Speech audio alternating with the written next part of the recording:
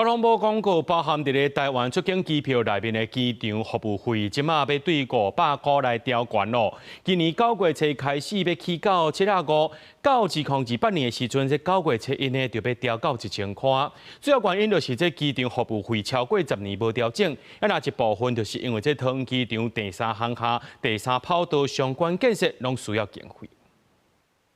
從桃園機場出境，打開機票票價明細，這筆費用呢就包含了機場服務費500元。今天交通部公告，這筆費用即將調高，到了2028年將調漲成2倍。全球油價搶懸，機票票價大起，不過即馬出國恐驚愛閣加一筆。交通部公告，出境航空旅客機場服務費收費甲綜合辦法修正草案，宣布要起已經10年無起過的機場服務費。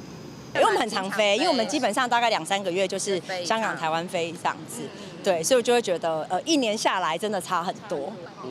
500沒什麼感覺，就是每天少喝一杯飲料，基本上就還好。旅客看法無同，目前規定為台灣出境的機票，機中攏含機場服務費。目前規劃會向2階段大大調整，為今年9月初開始起做750塊，2018年9月初開始閣為750起到1000塊，2擺總共起500塊。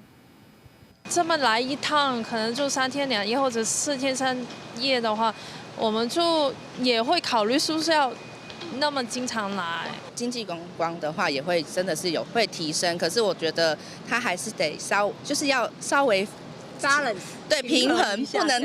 一下子漲幅太大。草案也說明，這擺起的主要原因包含機場服務費已經超過10年無調整，甲桃園國際機場第3航廈、第3跑道甲相關建設的需求。另外，在原分享過去500塊一半的半日觀光署觀光發展基金，另外一半是機場單位起到750塊了後，下改撥300到400塊，起到1000了後，下改撥350到600塊，不過是各一半的比例。